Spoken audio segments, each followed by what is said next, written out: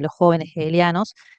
Y bueno, en lo que es el prólogo a la crítica de la economía política, él ahí hace como un raconto de su biografía, eh, cómo va evolucionando su pensamiento hasta finalmente adoptar el materialismo histórico, ¿no? Hace como un recorrido de cuál es su experiencia, inicialmente dentro de lo que es la Gaceta Renana, cómo allí en ese periódico él justamente, al igual que los demás jóvenes hegelianos, apuntaban a que las transformaciones vinieran desde el Estado, ¿m? O sea, un poco a influencia de Hegel, sin duda, se consideraba que el Estado, bueno, tenía un rol de contemplar el bien común y tratar de lograrlo justamente a través de de las diferentes instituciones.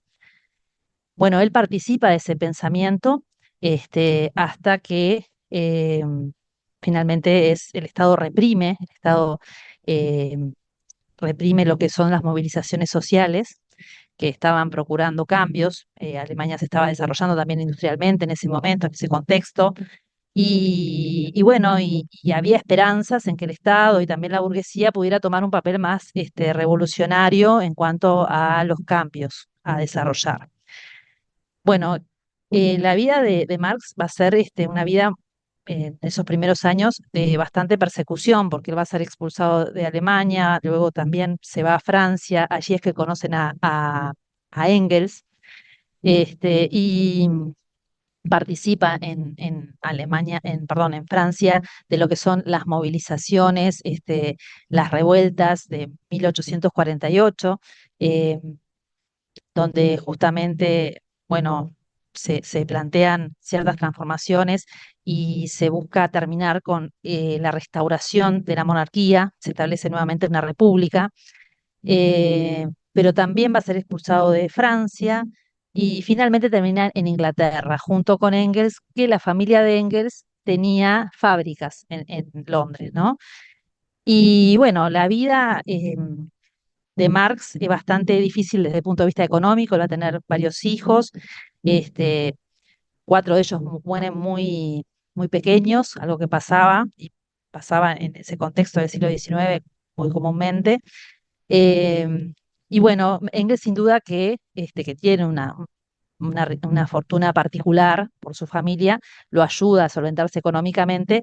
Y él también vive, Marx, de lo que son las publicaciones en un periódico de Nueva York, pero como intelectual, como pasaba con muchos intelectuales en ese contexto, la vida era bastante compleja en cuanto a la subsistencia, ¿no?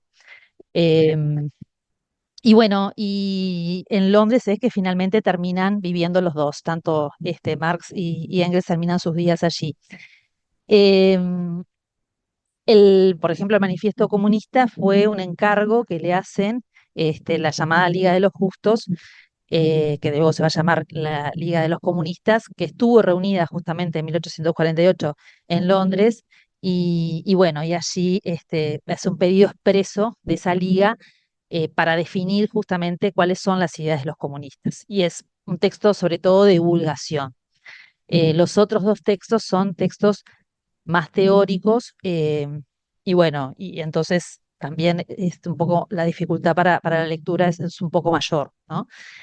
Em, bueno, para empezar, vamos a empezar por lo que es el trabajo enajenado, entonces, que es un texto breve, pero no sé si alguno lo pudo leer, es un texto que tiene cierta complejidad, porque ahí Marx habla, su público, con quien está dialogando, digamos, es con los economistas, ¿m?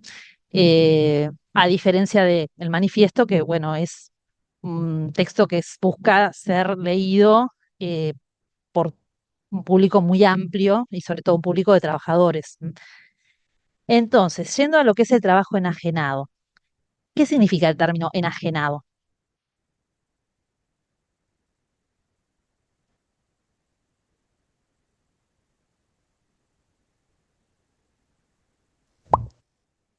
Marcelo. Tengo como algo ajeno, pero prisionero al mismo tiempo.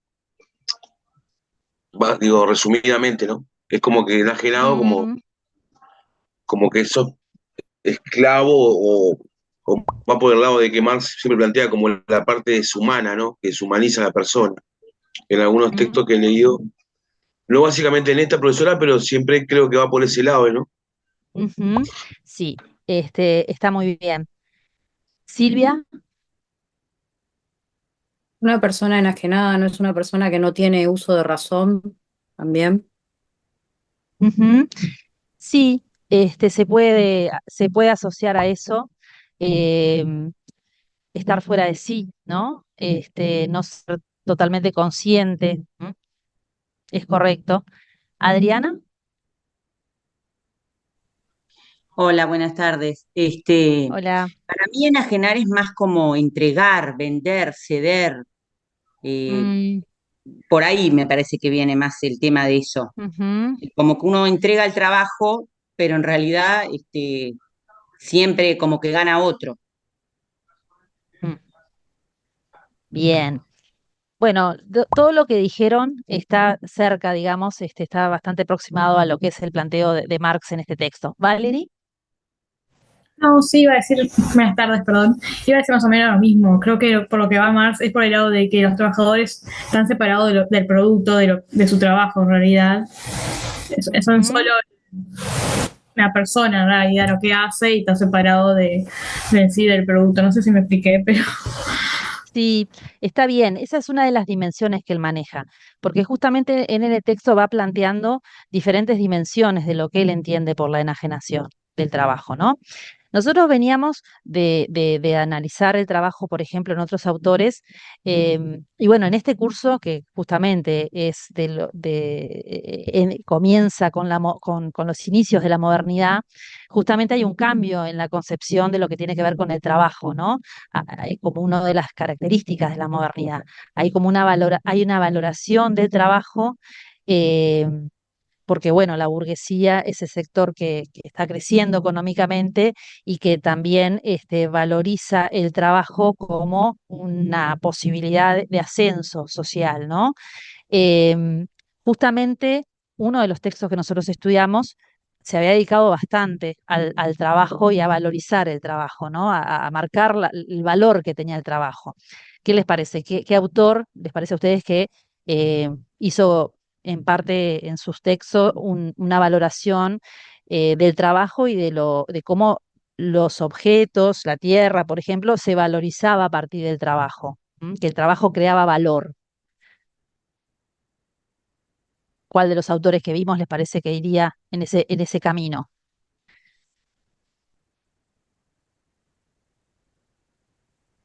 Que, por ejemplo, hablaba de que la tierra valía 95% más si era trabajada a que si no era trabajada.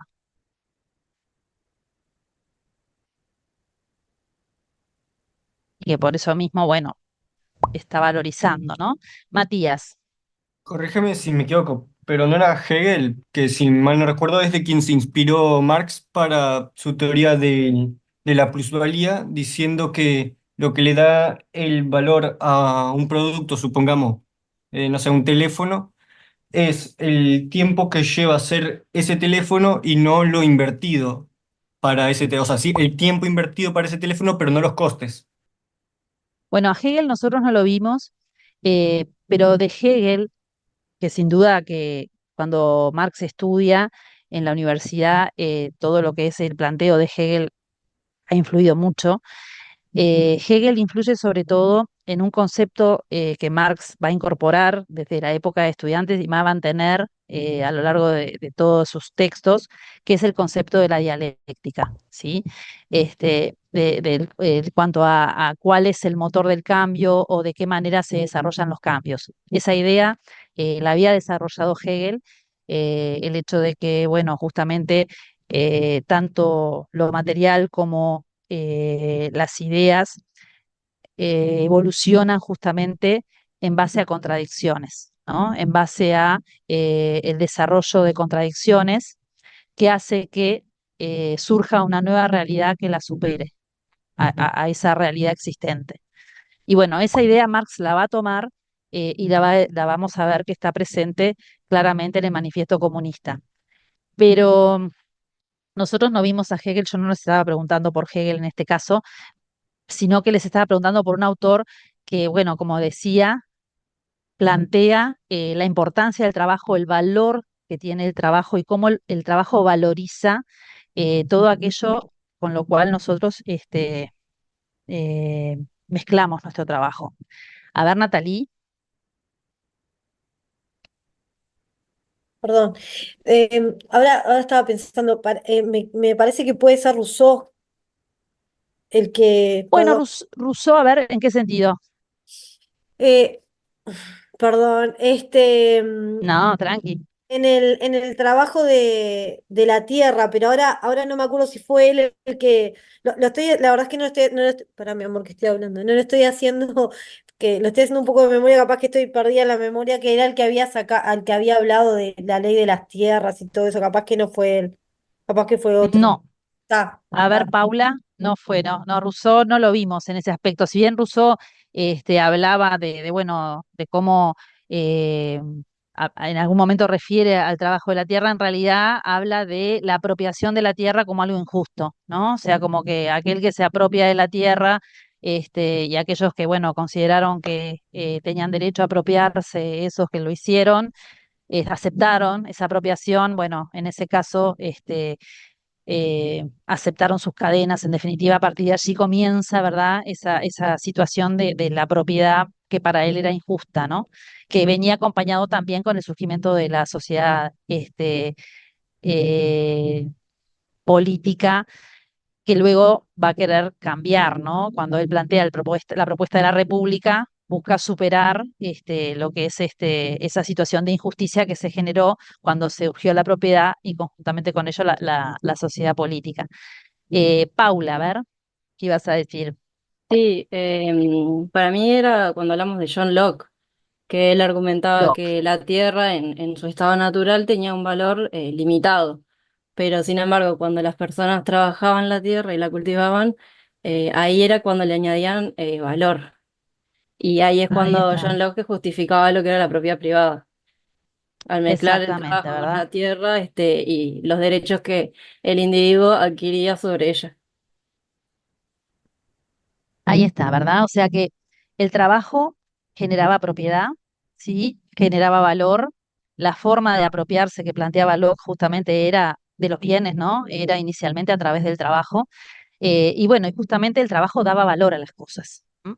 Y hacía una comparación entre una tierra sin labrar y otra labrada, y bueno, cómo aumentaba, y en un momento maneja la cifra, 95%, ¿verdad? Como que es mucho el valor que le agrega. Entonces, hay en Locke una valoración muy grande del trabajo que tiene que ver con todo lo que es la concepción burguesa, por un lado, de valorizar el trabajo, pero también de estar en un contexto en el cual las ideas de lo que es la ética protestante también influyen en esa concepción de que, bueno, el beneficio económico, en definitiva, y el hecho de que una persona tenga riqueza, también es sinónimo de que es bendecido, digamos, por Dios y que es una señal de que se salva, ¿no?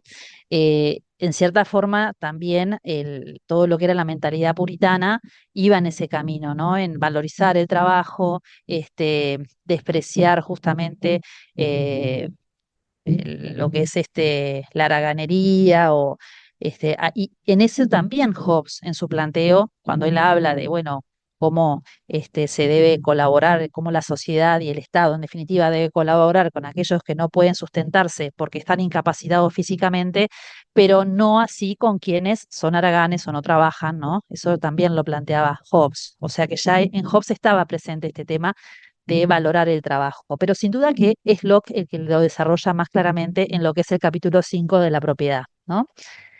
Entonces, nosotros venimos de una concepción entonces de que el trabajo genera propiedad, el trabajo genera riqueza, genera valor, y sin duda que estas ideas también van a influir en Marx. Pero él justamente va a hacer un cuestionamiento a este planteo, porque va a decir, bueno, pero ¿qué genera para el proletariado? ¿No? ¿Qué genera para el trabajador?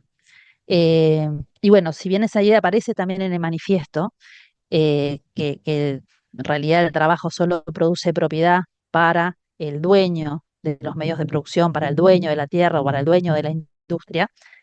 Acá en el trabajo enajenado, él va a hacer un cuestionamiento que va a incluir ese aspecto, pero va a incluir otros más. Y viene por el lado de lo que ustedes estaban planteando, ¿no?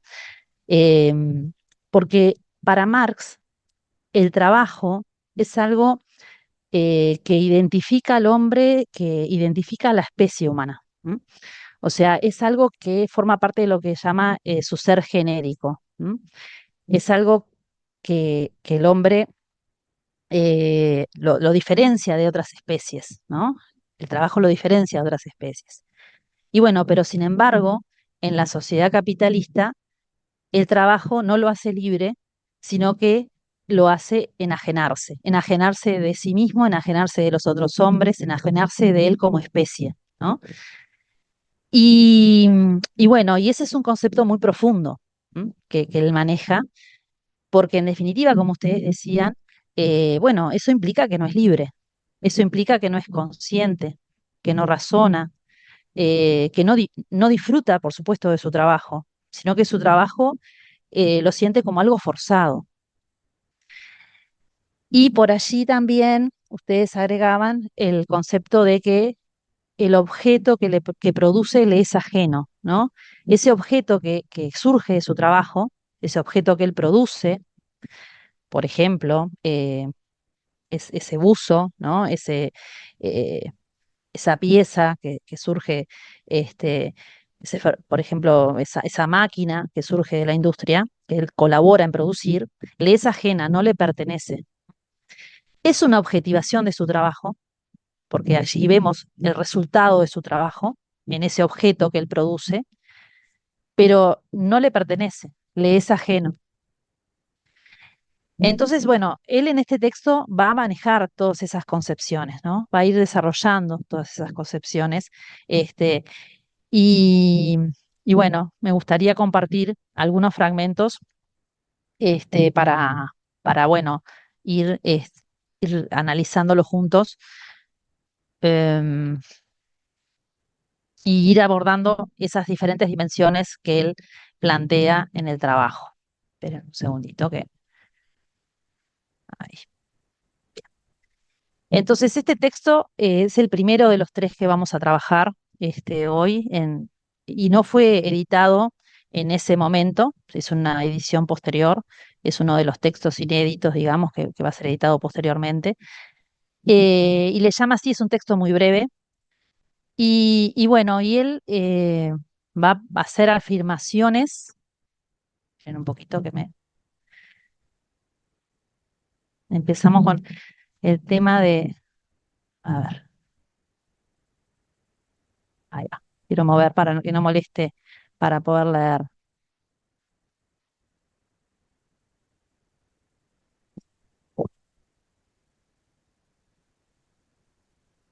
Ahí, ahí,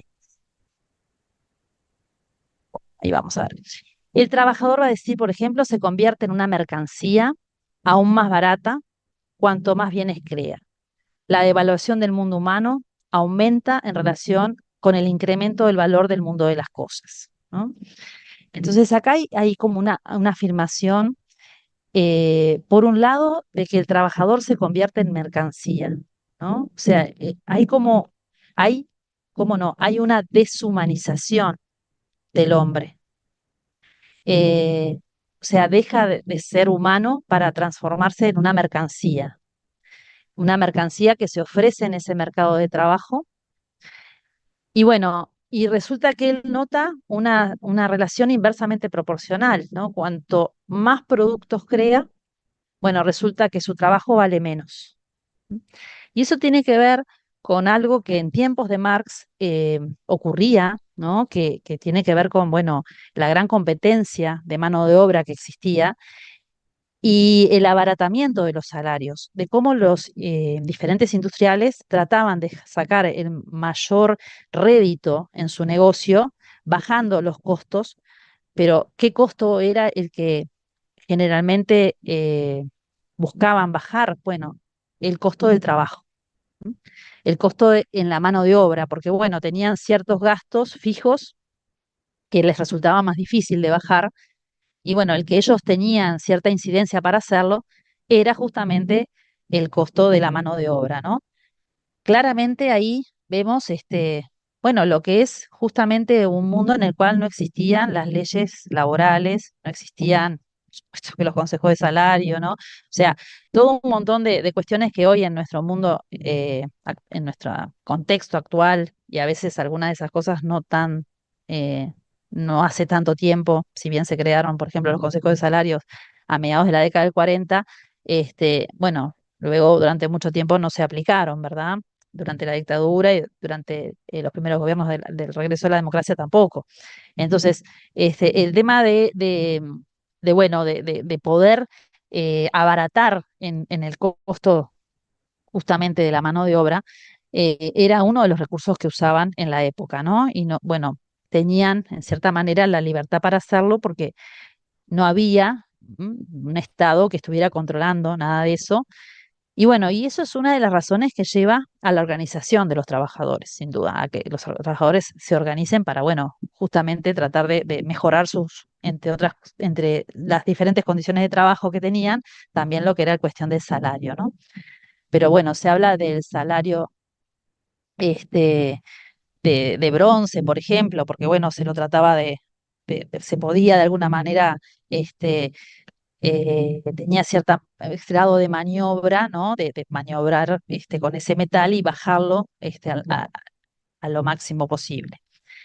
Y a su vez, la otra cuestión que se observa aquí es esto que habla de la devaluación del mundo humano, que aumenta en relación al incremento del valor de las cosas, que también es una observación que él hace eh, de gran profundidad, ¿no? En cuanto bueno, cómo todo pasa a ser una cuestión de cambio, de valor, pero cómo ocurre la valoración de las cosas, de los objetos, de lo que se produce, y a su vez el mundo humano vale cada vez menos, ¿no? Eh, el mundo humano en cuanto a humanidad, en cuanto a seres humanos, en cuanto a lo que importa lo humano, ¿no? En cuanto importa ese conjunto de humanos que forman, bueno, lo que serían el conjunto de los trabajadores. Bueno, importa más lo que producen, las cosas que producen, que la persona, ¿no? Y esa persona cada vez vale menos porque, bueno, se transforma en una mercancía que se vende en ese mercado de trabajo y cuyo valor cada vez es menor. Nosotros aquí no hablamos, por ejemplo, de Adam Smith, pero bueno, todo lo que es la cuestión del trabajo y del trabajo asalariado y demás, es algo que había desarrollado Adam Smith, que es uno de los representantes de lo que es el liberalismo económico. Pero bueno, ya Locke hablaba, ¿no? De los asalariados, del que trabaja a cambio de un salario, ¿verdad? Eso, el concepto lo habíamos visto también en Locke. Pero bueno, lo cierto es que Marx constata una realidad que realmente ocurría en su época. O sea, esta cuestión de que el salario, por la competencia que había, bajaba, mientras que, bueno, la producción, las ganancias en la industria cada vez eran mayores, eso sin duda que es algo que él constata y que ahí podemos ver un concepto que no lo dice allí directamente, pero es el concepto también está implícito, digamos, el concepto de la plusvalía, ¿no? Que es algo que él desarrolla después en otros textos, pero porque en definitiva ese trabajo del obrero produce riqueza y esa riqueza se va a ir acumulando, pero al trabajador recibe una ínfima parte de lo que es esa riqueza generada, ¿no? O sea, el plusvalor es aquello que produce el trabajo obrero y que no recibe el obrero en su salario, ¿no? Sino que va a ser acaparado por el capitalista. Entonces, bueno, acá hay una primera observación que es importante y que es muy significativa. Y bueno, y ya empezando con lo que es las enajenaciones que él va encontrando, ¿no? Él va a hablar del objeto producido por el trabajo, eh, ese objeto que produce su producto, ¿no? Se opone ahora a él como un ser ajeno, como un poder independiente del productor. El producto del trabajo es trabajo encarnado en un objeto y convertido en cosa física. Ese producto es una objetivación del trabajo. La realización del trabajo es al mismo tiempo su objetivación. La realización del trabajo aparece en la esfera de la economía política como una invalidación del trabajador, la objetivación como una pérdida y como servidumbre al objeto y la apropiación como enajenación, ¿no? Entonces, en este fragmento, digamos, está esta dimensión de que la enajenación eh, del producto del trabajo o del objeto que produce, ¿no? Ese trabajador.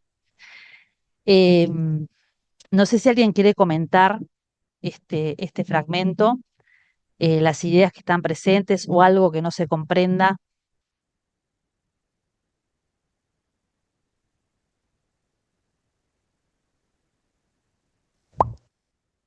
Silvia. Una pregunta, porque me perdí un poco en la parte de la enajenación. ¿Vendría a ser como la pérdida de derechos totales del trabajador? Ese sería el resumen. En realidad, acá estamos abordando como por partes, ¿no? Como lo va haciendo Marx en el texto. Él primero aborda este aspecto, que es la enajenación del producto del trabajo o del objeto. O sea, ese trabajador produce un objeto y ese objeto es enajenado. Ese objeto no le pertenece. Él produce ese objeto, pero no es suyo, ¿no? Por eso es enajenado porque le es ajeno, ¿sí? Es ese sentido de lo ajeno, no le pertenece a otro, le pertenece al dueño de la fábrica, ¿sí? Entonces, esa es un poco esta primera dimensión. Lo que el trabajador produce es trabajo enajenado porque el producto que produce, el objeto que produce, es enajenado, no le pertenece, ¿sí? Lo produce y ya no le pertenece al dueño de la fábrica, por ejemplo. Matías. No, que lo que se hacía para que, entre comillas, el trabajador tenga el objeto que producía era que se incentivaba a comprar ese objeto. De esa forma, el trabajador gana una miseria, produce, no sé, una mesa, estoy tirando, ¿no?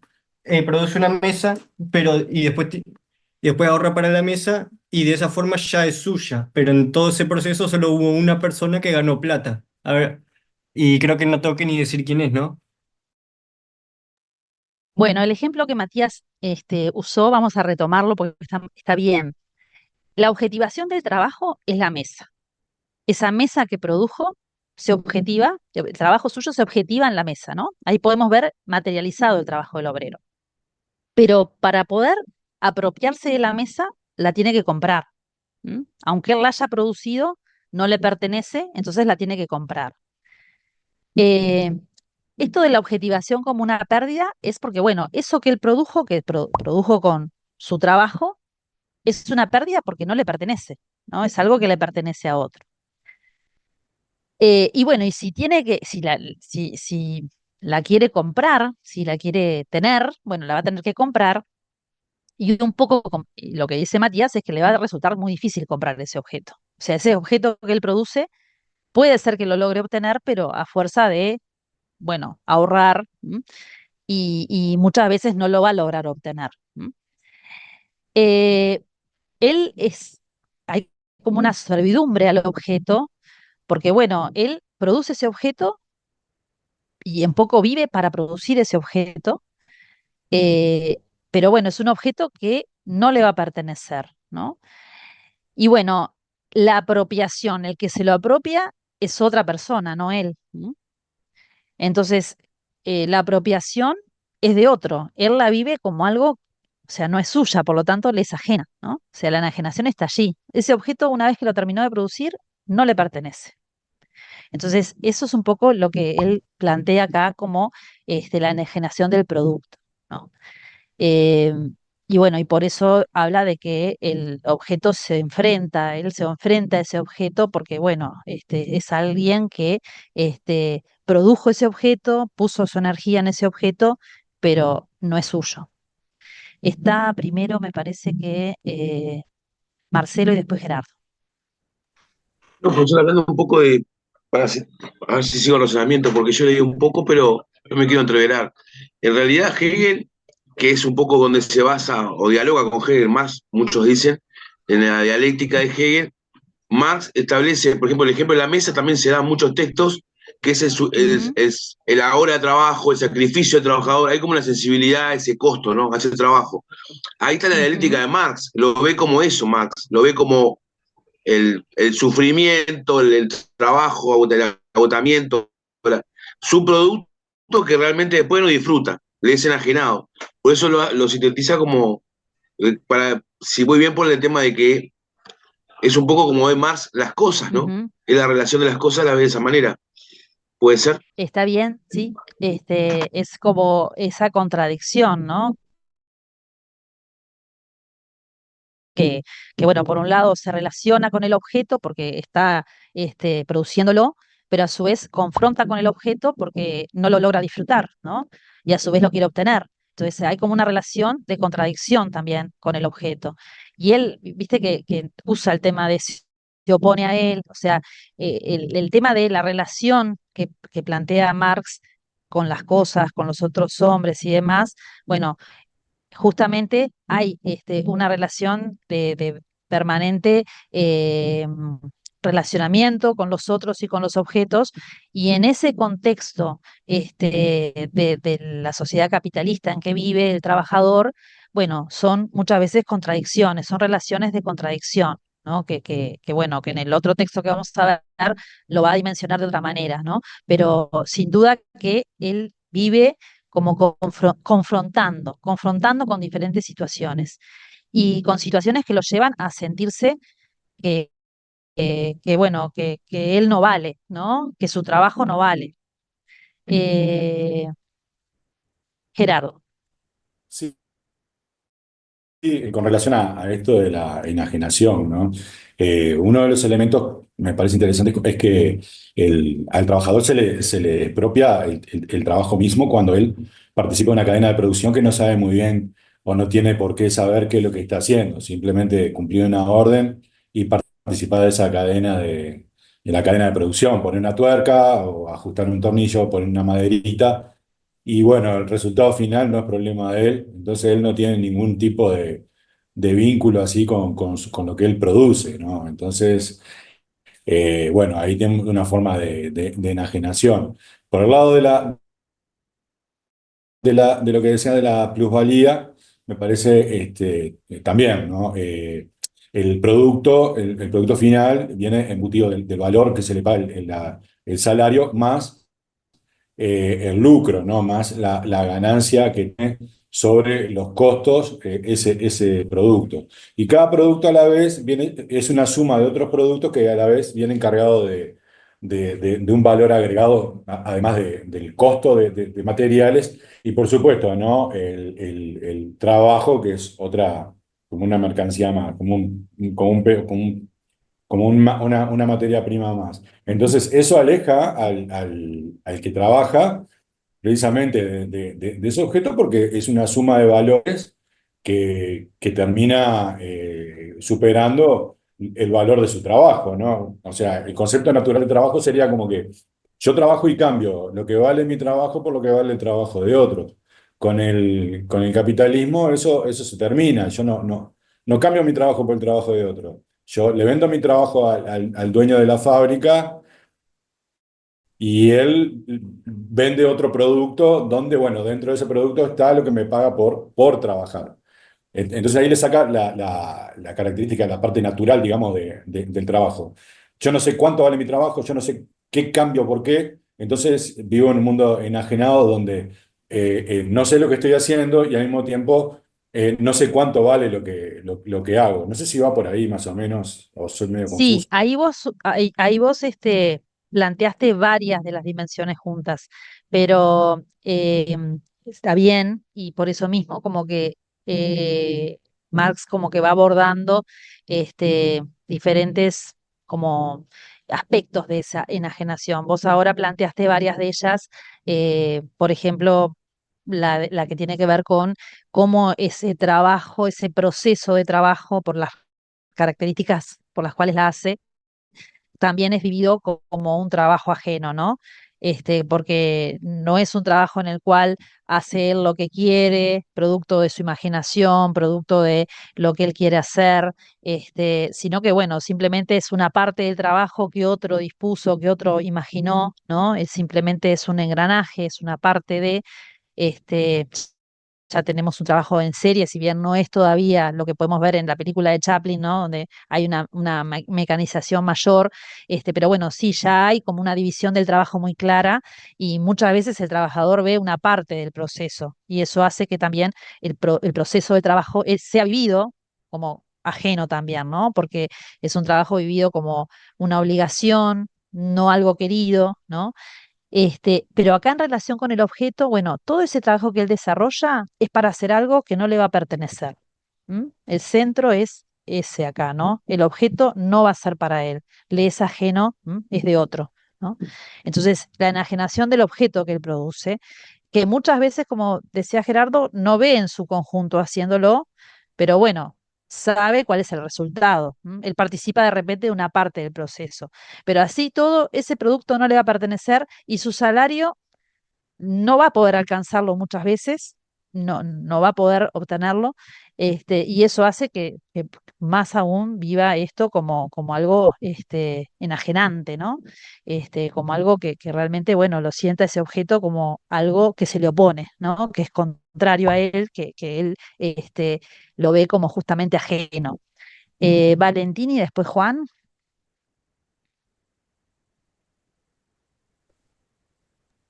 Sí, en contraposición, por ejemplo, en la época de la Gilda o quizás no tan atrás, el artesano, ¿no? El artesano que Mm. hace, siendo el ejemplo de la mesa,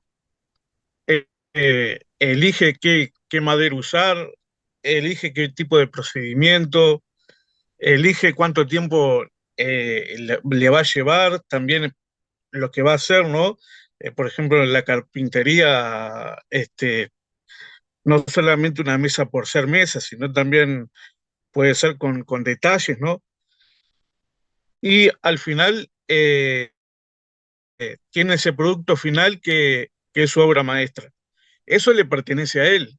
Él puede elegir incluso qué valor ponerle para venderlo, en contraposición a lo que plantea acá Marx de el producto final que es ajeno del trabajador. Él ya no pertenece al trabajador, pertenece al empresario y es el empresario el que elige, el que le va a poner el precio.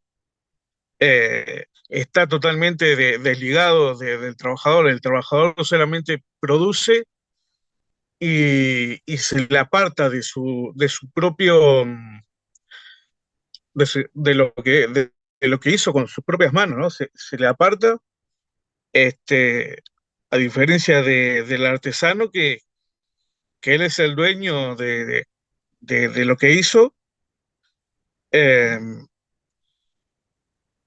y eso. Muy parecido también, Bueno, muy, muy bien. sí, No, no, está muy bien porque desarrollaste muy bien el punto al comparar con el artesano, ¿no? Creo que quedó muy claro por qué el objeto le es ajeno, ¿no? Y cómo lo vive como algo que se le opone. Porque justamente el ejemplo de comparar el objeto que produce el artesano, sin duda que nos ayuda a entender esta concepción. Y hay que pensar que muchos de los trabajadores en esa época habían sido anteriormente artesanos o habían sido campesinos, ¿no? Pero muchos también artesanos. Y bueno, el contraste entre su trabajo anterior y el trabajo ahora como obrero, sin duda que es vivido con un como esta situación como una pérdida, ¿no? Como una pérdida y muchas veces como una añoranza de la situación anterior. Que eso va a aparecer también en el manifiesto, eso bueno, como muchos buscan volver hacia atrás, ¿no? Como volver a la etapa anterior, y a su situación anterior que era vivida como mejor. Juan, sí, ¿querías decir algo más o ya estaría por ahí? Sí, sí, profe, no, no, algo que va de la mano con esto de lo que están hablando recién, que Ujú. entiendo esto de la invalidación del trabajador, con esto de que es un número, pasa a ser un número más, porque como él hay miles. Entonces esto se le Ujú. invalida lo que es también el valor que tiene como persona, como individuo, como artesano que fue, en esto de lo que están hablando, Por y eso que esto bueno, que hablábamos antes, ¿no? De la mercancía, de la devaluación del mundo humano, ¿no? De la valoración del mundo de las cosas, tiene que ver con eso, ¿no? Tiene que ver con eso sin duda, ¿no? Este, bueno, un segundo aspecto, Gerardo, sí. Perdón. No, no, No, no. con respecto a lo que acaba de decir el compañero, que bueno, de que él como él hay miles. En realidad, como el capitalista también hay miles. El tema es que se va construyendo un marco ideológico y un marco de pensamiento en torno en torno a que esa situación sea una situación dada como natural, la situación de la explotación o esa relación de producción. Pero eso, bueno, se puede ir viendo por el lado de la estructura y la superestructura, ¿no?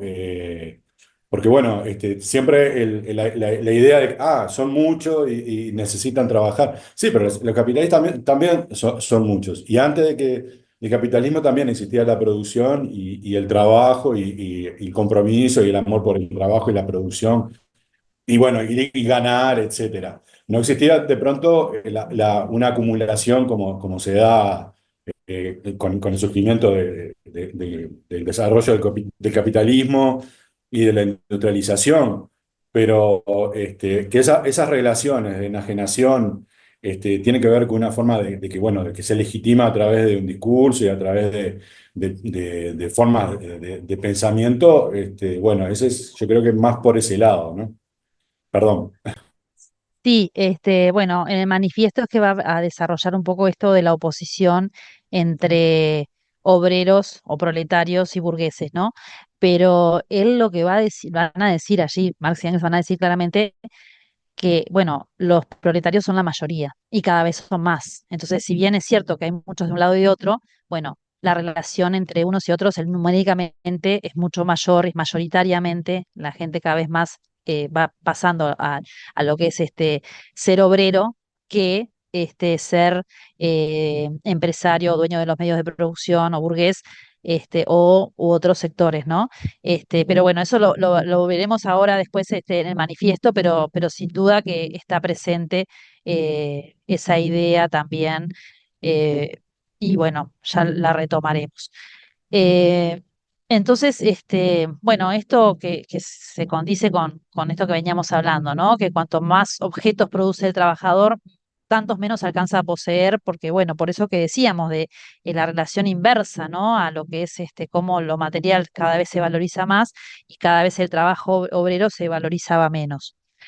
Em, y bueno, hoy Gerardo hablaba del proceso del trabajo, y de cómo también en el trabajo, en el proceso del trabajo, la persona también se sentía enajenado, ¿no?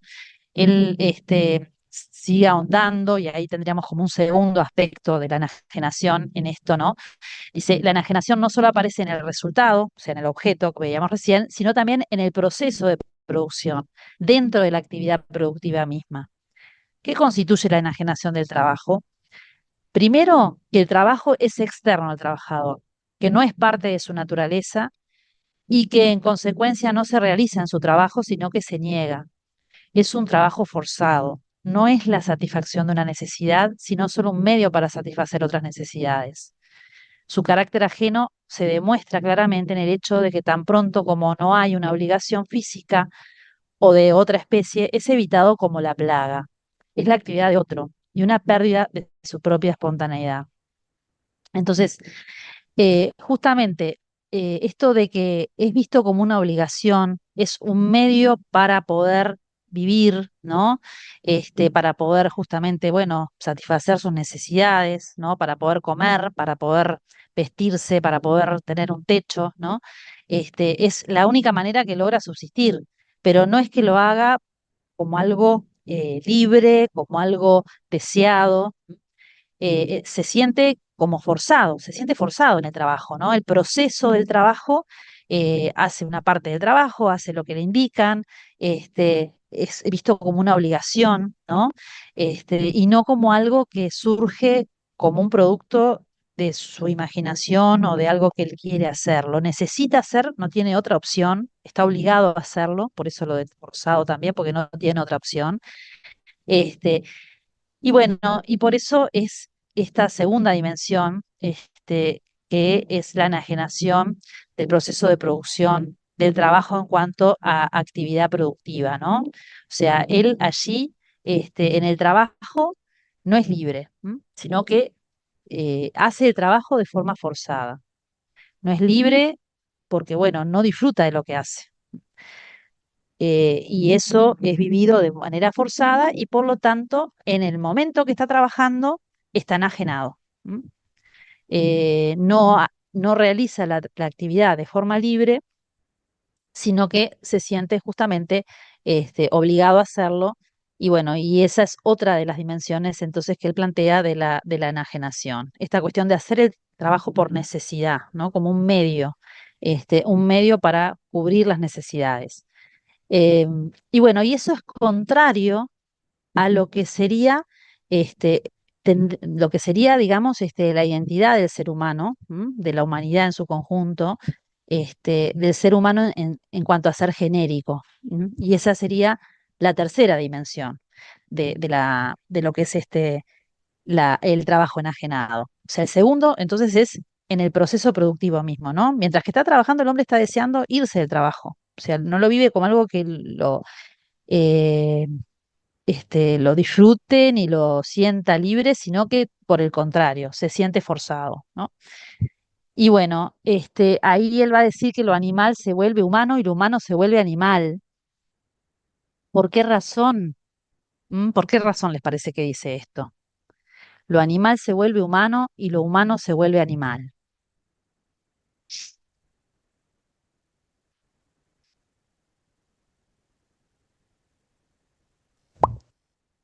Valerie. Quizás por las condiciones de trabajo. Tiene que ver con qué identifica a los hombres como humanos y qué identifica a los hombres como animales, ¿no? O sea, Marx admite, bueno, el hombre es un animal, pero es un animal que es un ser humano que tiene ciertas características que lo diferencian de los animales, ¿no? Como todos los animales, bueno, tiene determinadas cosas que son iguales a los otros animales, pero hay otras que son específicamente porque es un humano. A ver, Paula. Razón, intencionalidad, imaginación, ¿no? O sea, el hombre, acá él apunta al hombre que justamente para él una dimensión humana justamente es el querer trabajar, el querer cambiar su entorno. O sea, el hombre se relaciona con los otros hombres y con la naturaleza en un permanente vínculo de transformar, de transformar la naturaleza, de transformar el ambiente en que vive, ¿no? El hombre permanentemente estaría pensando en mejorar o en hacer las cosas para hacerlas más disfrutables, ¿no? Para vivir este, como él imagina que puede ser mejor.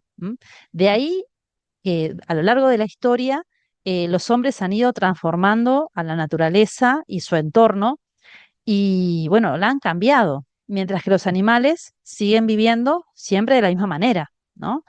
Hay ciertas cosas que realizan los humanos que también las hacen los animales, como comer, reproducirse, dormir. Bueno, pero lo de que identifica para Marx a lo humano es el trabajo.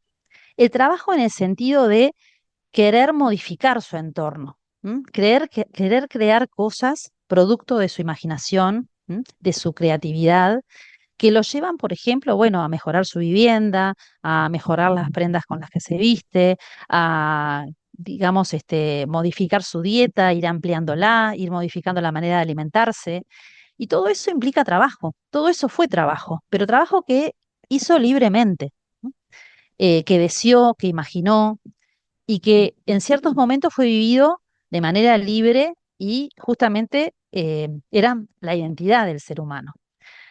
Sin embargo, ahora el hombre disfruta cuando está fuera del trabajo. cuando duerme, cuando come, no cuando trabaja.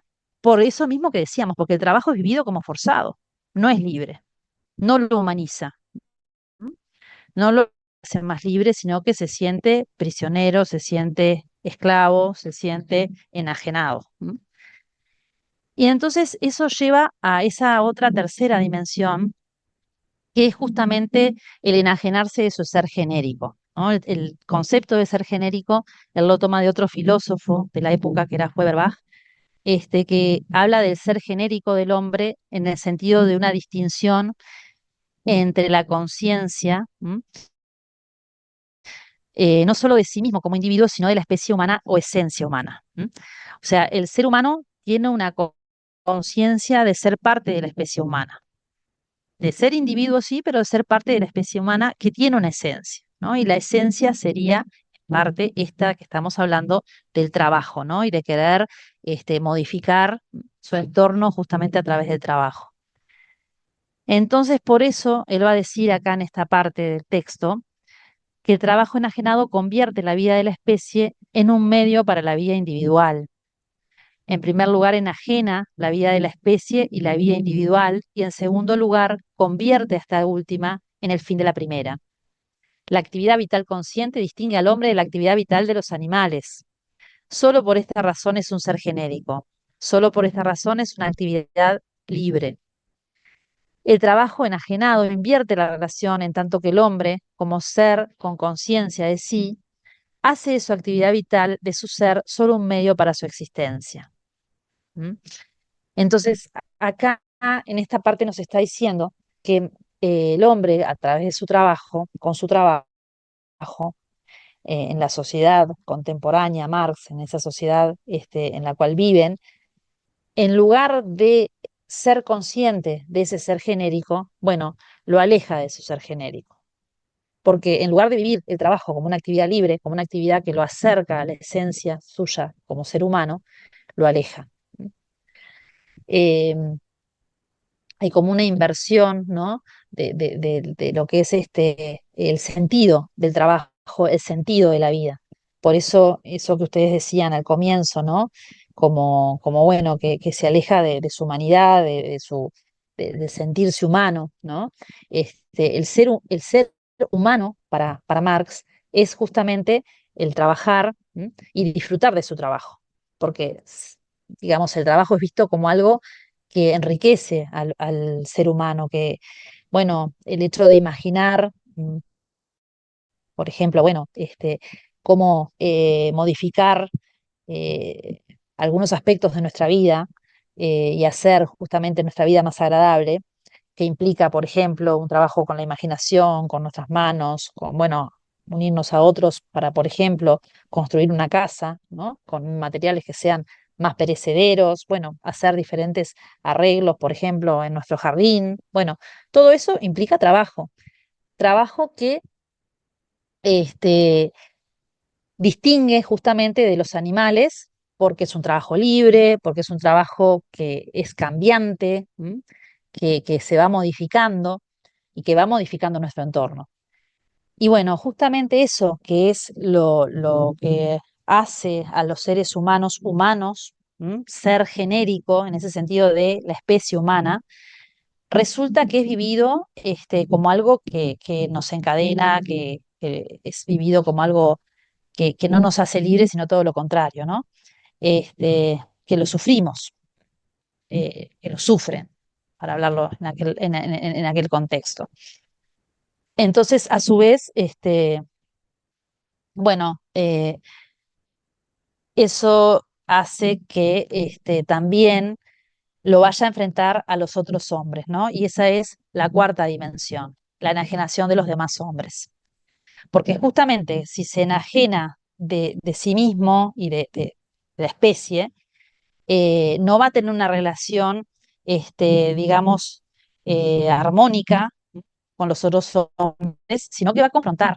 También va a ver a los otros como su competencia, como seres que se enfrentan a él, y no como integrantes de una humanidad, no como, bueno, parte de esa humanidad que puede en un relacionamiento entre ellos y también con la naturaleza, desarrollar la libertad, sino que lo que desarrolla son relaciones de enfrentamiento, de oposición.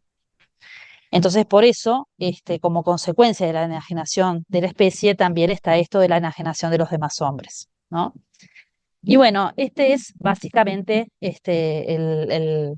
digamos, el sentido de, digamos, el desarrollo que él va haciendo a lo largo de este texto, que bueno, que va justamente trabajando como estos 4 aspectos, estas 4 dimensiones de la enajenación, que tiene que ver con bueno, el resultado del trabajo, que es el producto, entonces la enajenación del objeto, la enajenación también en cuanto a el acto mismo de trabajo, ¿no? En el proceso de producción, también en la vida del hombre como especie, ¿sí? La enajenación de su ser genérico, y también la enajenación frente a los otros hombres, ¿no? Bueno, eso sería un poco lo central en este texto del trabajo enajenado, que a mí por lo menos me resulta como un planteo muy interesante de Marx y quizás algo que podemos también traerlo a la sociedad actual, ¿no? Y a las relaciones de trabajo en la actualidad, porque aunque sin duda que no son las mismas condiciones de trabajo, y por suerte, bueno, hoy hay toda una serie de leyes que hacen que el trabajo pueda ser vivido de otra manera, sin duda que hay algunos aspectos de este análisis que él hace que podemos decir que trasciende ese siglo XIX y que tiene que ver con, bueno, ciertas relaciones que se desarrollan en el sistema capitalista que hace que muchas veces, bueno, el trabajo se ha vivido de esta manera, ¿no? Que uno se sienta enajenado eh, en el trabajo por diferentes razones y sin duda que en diferentes grados. Pero bueno, este análisis que él hace es bien interesante.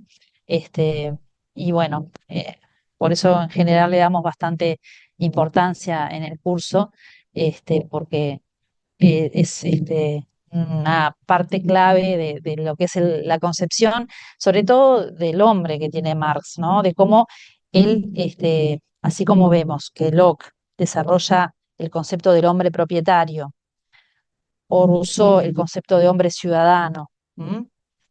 O Hobbes el concepto del hombre como súbdito, ¿no? Bueno, acá, en este texto, Marx desarrolla el concepto de hombre como trabajador, ¿no? Como el trabajo como algo esencial del ser humano y como algo que tiene la posibilidad de justamente eh, a través del trabajo desarrollarse y lograr una gran plenitud, y sin embargo, bueno, la sociedad en que él vive está enajenado, ¿no? Bueno, ¿alguna duda hasta acá? ¿O algo que quieran comentar?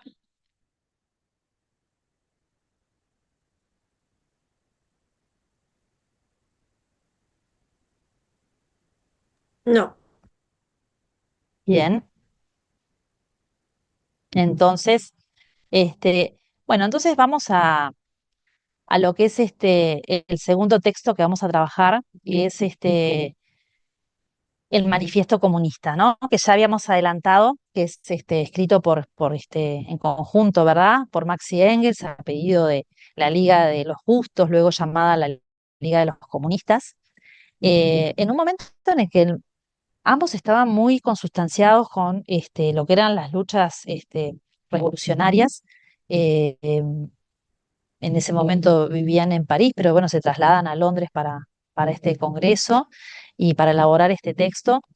Este, y bueno, y cuando nosotros hablamos de un manifiesto, ¿no? Un texto le llamamos un manifiesto. ¿Qué quiere decir manifiesto?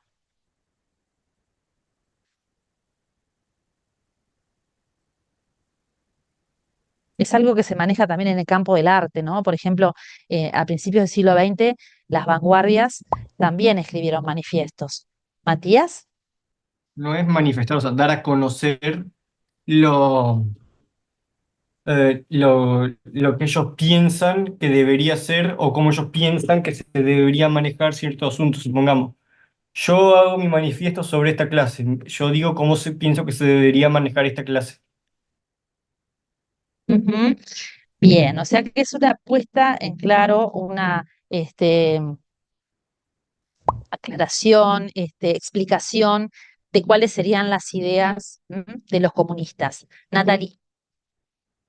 Bueno, nada, eso sí, ahí va, es una expresión de ideas, es como que no sé, una, dos, tres personas nos ponemos de acuerdo y exponemos nuestras ideas, nuestros principios, nuestras propuestas, es eso. Bien. Marcelo. Es como una especie de reclamo, pero una alternativa a un problema, y es como una especie de un planteo de una opción con un fundamento a una solución a una problemática. Es un manifiesto. Bueno, el manifiesto Trata- comunista va a tener ese carácter, ¿no? Se va a manifestar, se va a plantear como una alternativa, ¿no? Se va a plantear como una alternativa a la sociedad de la época, ¿no?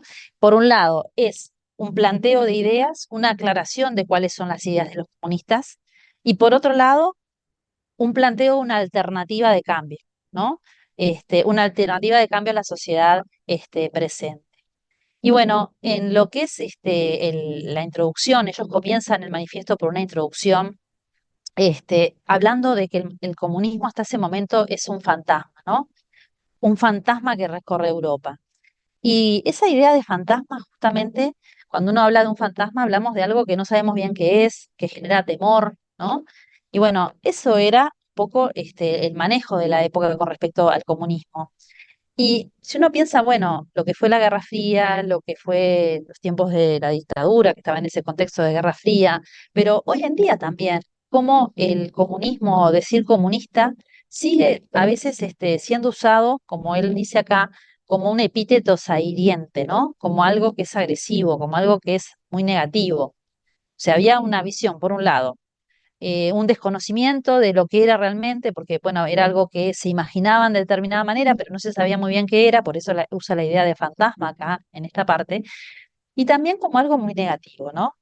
Este, y bueno, entonces él va nombrando acá diferentes fuerzas, y ahí menciona al Papa, al zar, y a políticos de la época, Metternich el austríaco, Guizot era francés, ¿no? Polizontes alemanes se refiere al ejército, radicales franceses se refiere a los liberales, reformistas, o sea, todos esos diferentes sectores, el Papa, el zar, bueno, estos otros, que mencionaba, estos políticos de diferentes orientaciones, pero sobre todo liberales, bueno, todos se unieron, dice aquí en la introducción, para acosar a ese fantasma, ¿no? Como que esos sectores, todos ellos, son sectores que están en el poder, ¿m? Ocupando diferentes ámbitos de poder, ya sea religioso, ya sea político o militar. Y bueno, el poder justamente habla negativamente, ha construido una imagen de esa imagen fantasmagórica, pero a su vez negativa del comunismo. Entonces ellos quieren aquí, en este documento, bueno, en este texto, justamente poner en claro cuáles son las ideas del comunismo. Y sin duda que lo que decía Marcelo hoy, ¿no? De que se presenta como una alternativa, sin duda que este texto tiene claramente una intencionalidad de convencer, ¿no? Y un llamamiento, ¿no? Un llamamiento a sumarse a estas ideas. Y finalmente el texto termina diciendo proletarios del mundo unidos, ¿no? Que hay un llamamiento a unirse y a digamos, sublevarse frente al poder, sublevarse frente a esa sociedad capitalista, ¿no? Pero bueno, en un manejo bastante claro, va a ser un desarrollo de lo que son las principales ideas filosóficas, ¿no? En un lenguaje bastante sencillo, vamos a ver que va abordando los diferentes conceptos que serían como centrales en su postura filosófica. El primer capítulo, que se llama Burgueses y Proletarios, bueno, justamente comienzan aclarando a qué se refiere, ¿no? Con burgueses y con proletarios. Y bueno, y ahí en una nota que aparece de Engels en la edición inglesa, porque lo que tiene el manifiesto, que fue publicado originalmente en 1848, pero después surgieron diferentes prólogos anteriores, que anteceden, mejor dicho, a las publicaciones, y también agregado de notas, como en este caso, ¿no? O sea, notas que se agregan a pie de página, y en este caso es de Engels, porque ya Marx había muerto en ese momento. Engels sobrevive a Marx más de 10 años, y bueno, justamente también vamos a ver que se vincula con Bernstein, por ejemplo, que es a quien vamos a trabajar la clase que viene, como uno de los principales fundadores de lo que es el socialismo revisionista, ¿no? O la socialdemocracia.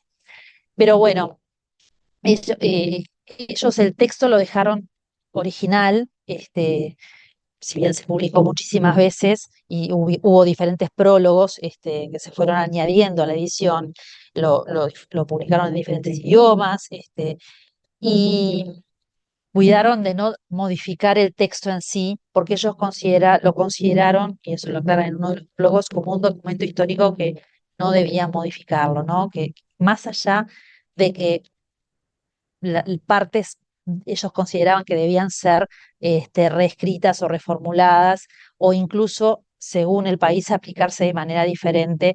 Y en ese sentido, podemos decir que tanto Marx como Engels eh, no toman el manifiesto como algo dogmático, como algo que no se puede modificar, sino todo lo contrario. Este, y esto es importante decirlo porque ellos lo manejan en los prólogos, y muchas veces se ha visto al pensamiento de Marx y Engels como un pensamiento dogmático, pero bueno, el tema es, más que ellos, cómo lo siguieron, quienes lo sucedieron, ¿no? Cómo lo tomaron quienes lo sucedieron y quienes dijeron seguir sus ideas y aplicarlo en diferentes contextos y revoluciones. Bueno, entonces, acá define claramente en esta nota, digamos, bueno, quiénes serían los burgueses y quiénes serían los proletarios, ¿no? Eh, y la definición pasa por si son propietarios o no de los medios de producción. O sea, define la burguesía como los propietarios de los medios de producción y que emplean trabajos asalariados, y a proletarios como la clase de los trabajadores asalariados modernos que, privados de los medios de producción propios, se ven obligados a vender su fuerza de trabajo para poder existir, ¿no? Entonces, burgueses y proletarios son humanos integrados a clases sociales, ¿no? Y acá hay primer concepto, que también diferencia a los autores que hemos visto hasta ahora, ¿no? Porque ve a los hombres integrados en clases sociales, no aisladamente, sino como integrando una clase, ¿no? Y esas clases se definen según sean o no propietarias de los medios de producción. Sí, Marcelo. Profesora, ¿es acá en este momento o un poquito antes, capaz, donde ellos se identifican el obrero, la nueva clase social? Sí, acá ellos hablan de proletarios, y cuando hablan de proletarios hablan de clase obrera, ¿no? O sea, ellos introducen el concepto de clase proletaria, pero también puede usarse el concepto de clase obrera, ¿no? Uno de los grandes cambios de la Revolución Industrial tuvo que ver justamente con el surgimiento de la clase obrera. Bueno, esto de identificarlos como Engels tienen mucho que ver con ese concepto, pero hay toda una serie de filósofos, de pensadores en la época que también iban en el mismo camino. Por ejemplo, Blanqui también, hay varios conceptos que maneja que también van a ser adoptados por Marx y Engels, ¿no?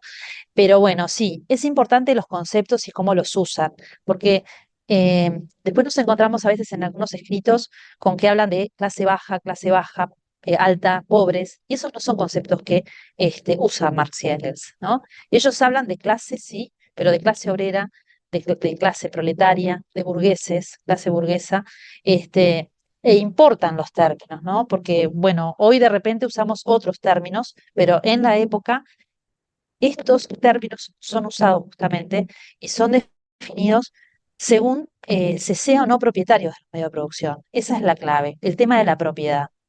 Y justamente cuando hablábamos de trabajo enajenado, no lo dijimos, pero justamente el trabajo enajenado produce propiedad privada y a su vez el trabajo enajenado se produce, el medio en el que se produce ese trabajo enajenado es el de la propiedad privada también, ¿no? O sea que la propiedad es un concepto clave en lo que es la concepción de Marx y Engels, ¿no? Tiene que ver con ese otro concepto que trabajamos de enajenación. Hoy hablábamos de Locke. Bueno, para Locke el trabajo generaba propiedad. Para Marx y Engels van a plantear que el trabajo no genera propiedad para el trabajador, para el proletario, ¿no? Lo que genera es trabajo enajenado. Sí genera propiedad para el dueño de los medios de producción, para el burgués, ¿no? Entonces, bueno, esto de las clases y de ver a los hombres inmersos en clases también es un concepto novedoso en los autores que venimos trabajando. Hasta ahora hemos visto a los hombres como formando, como individuos, si pensamos en Hobbes, como individuos también, si pensamos en Locke, ¿no? En Rousseau aparecía ese concepto también bueno, de individuo, pero en relación con los otros, ¿no? En amor a los otros, de alguna manera, el sentimiento hacia los otros, y un sentido más comunitario, si se quiere, o más de comunidad. Pero acá este concepto de clase claramente es introducido como muy definitoriamente por estos autores, aunque ya Rousseau también establecía una diferencia entre diferentes situaciones y hablaba, ¿no? De que un buen gobierno no podía generar una sociedad donde hubiera personas muy ricas y otros que no tuvieran ni siquiera algo para subsistir, ¿no? Y eso, sin duda que también es un pensamiento que Marx y Engels recogen de Rousseau e influye en su pensamiento, ¿no? Pero bueno, esto de ver a los hombres integrados a colectivos, no actuando por sí mismos, sino actuando dentro de una clase social o pertenecientes a una clase social.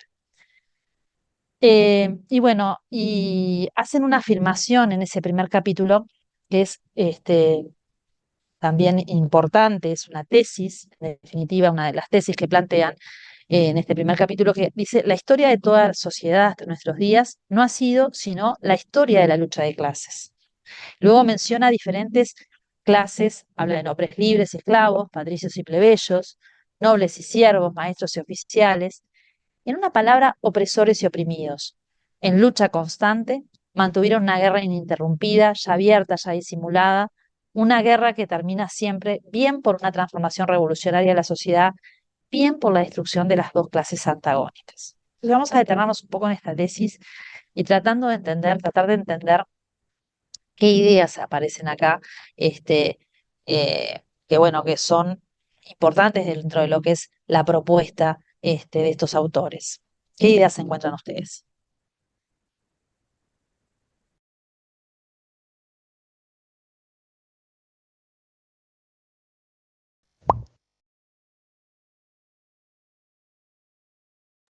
Silvia,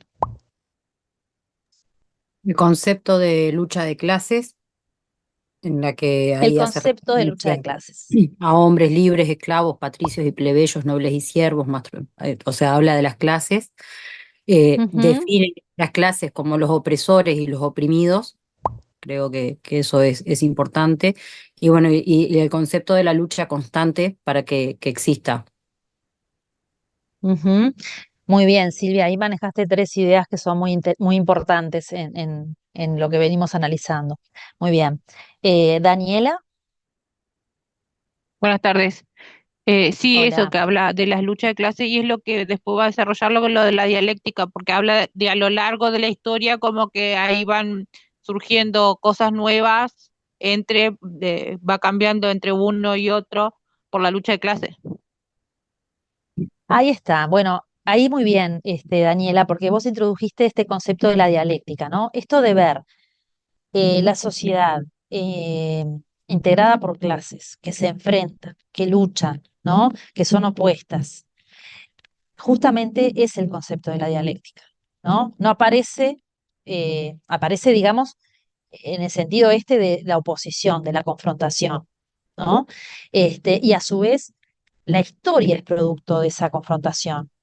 Es lo que hablábamos hoy, este, de que, bueno, justamente esta es una idea clave porque Marx y Engels conciben la historia como una constante oposición entre diferentes clases que ha ido, justamente la historia de la humanidad ha ido evolucionando, ha ido cambiando a raíz de ese enfrentamiento.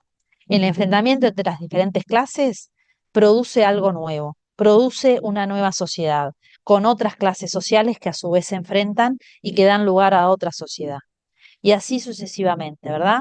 O sea que hay una evolución histórica que se desarrolla en esa dialéctica, ¿no? La ley de la dialéctica que hoy mencionábamos de Hegel está expresada aquí a raíz de esa confrontación de las diferentes clases y de la historia como una sucesión de confrontaciones de clases que dan lugar a una evolución, a un proceso, ¿sí? Matías. No, no, profesor, ya me robó lo que iba a decir, que era que parece que no importa cuánto avance la sociedad, cuánto cambie, siempre van a terminar habiendo clases sociales antagónicas destinadas a destruirse mutuamente. Bien, en realidad, después en lo que es el prólogo a que decíamos hoy, ¿no? A la contribución a la crítica de la economía política, ahí vamos a ver que en realidad ellos van a plantear que hay una historia, prehistoria de la humanidad, que sería esta historia que está relatando aquí, ¿no? Todo lo que es los diferentes modos de producción, que los mencionan, ¿no? Y que finalmente eso va a dar lugar a una sociedad, finalmente, cuando surge la sociedad comunista, ahí, digamos, terminan las contradicciones, ya no habrá más contradicciones porque ya no va a haber más clases sociales. Pero eso forma parte justamente de lo que van a llamar la historia, y todo lo anterior es la prehistoria de la humanidad. Eso lo vamos a ver en el último texto, que no sé si lo llegaremos a ver, pero ya lo anuncio, que es una idea que aparece muy claramente allí.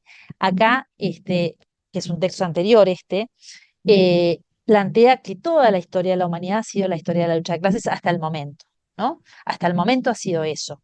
Y justamente de esa contradicción surge una sociedad nueva, donde surgen nuevas contradicciones de clases que terminan superando esa sociedad y creándose otra nueva sociedad con otras clases sociales que confrontan, ¿no? Marcelo.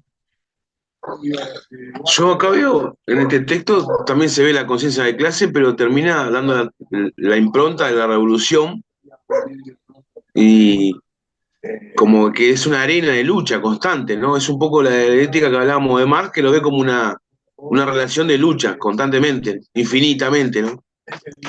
Bueno, ahí te decía que en el último texto que vamos a ver, justamente ahí no sería infinitamente porque eh, luego cuando se llega a esa sociedad comunista como que no serían antagonismos ya de clases los que se desarrollarían, ¿no? Terminarían justamente con la revolución proletaria, esos antagonismos, o esas relaciones antagónicas.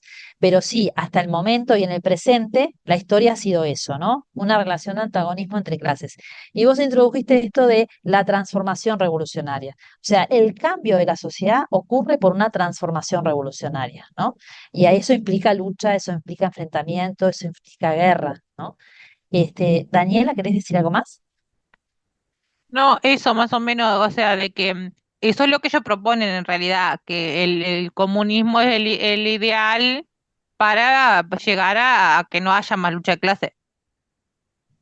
Bien, bien.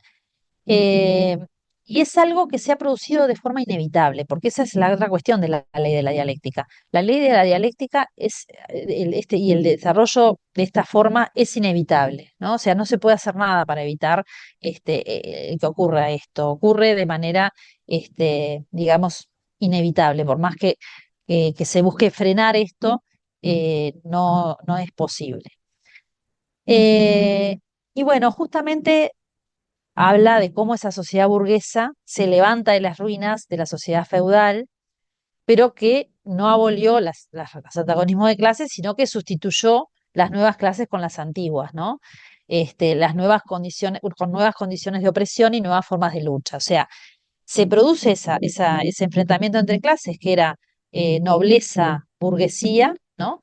Se supera esa lucha con el dominio de la burguesía y el surgimiento de una nueva clase antagónica que es la clase proletaria. Y luego un nuevo enfrentamiento, ¿no? Ese es un ejemplo que él maneja como, bueno, este, el proceso de cómo se va desarrollando la historia y rescata esa situación concreta que fue lo anterior, la lucha de la burguesía contra la nobleza y el surgimiento de la sociedad capitalista. Pero dice que, sin embargo, el carácter distintivo de nuestra época, de la época de la burguesía, es haber simplificado los antagonismos de clase. La sociedad se divide cada vez más en dos grandes campos opuestos, en dos clases enemigas, la burguesía y el proletariado. O sea, se han simplificado las clases, quiere decir que, bueno, antes había como otros grupos en las diferentes sociedades que fueron evolucionando, y la sociedad del presente o hay burguesía o hay proletariado. O sea, otros sectores, como recién mencionábamos, por ejemplo, los artesanos o incluso restos de la nobleza, bueno, van pasando a transformarse o en burguesía o en proletarios, ¿no? La sociedad se ha simplificado las contradicciones. En otras sociedades anteriores había como una mayor diversidad de relaciones de clases. Y ahora es como que se concentra en estas dos clases sociales.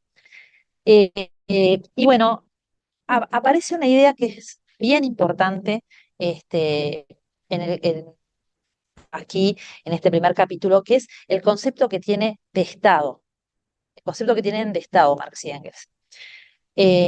Allí al final de la frase dice: el gobierno moderno no es sino un comité administrativo de los negocios de la clase burguesa, ¿no?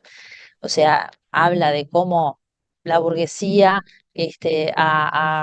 bueno, evolucionado, ha luchado, ha pasado por diferentes instancias hasta finalmente hacerse del poder político, ¿no?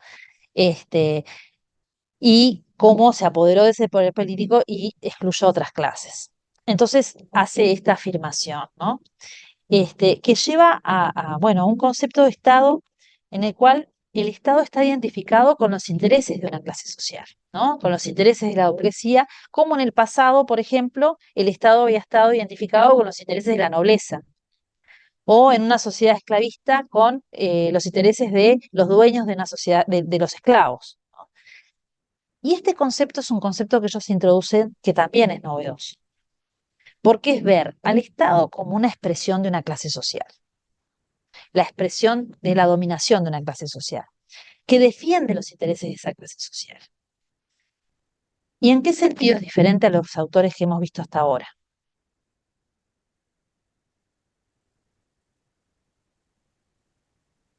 Este concepto de Estado, pregunto, ¿por qué es una novedad? ¿Por qué es una idea diferente con respecto a los autores que hemos estudiado hasta ahora?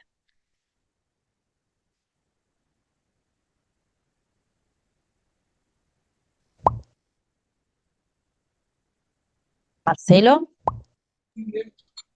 Porque es un Estado que va a un sector de la sociedad, no es objetivo para nada, lo plantea abiertamente, así, expresamente, y lo argumenta, ¿no? Que es un Estado protector de una clase social. Es un Estado forjado por la burguesía, en realidad, ¿no?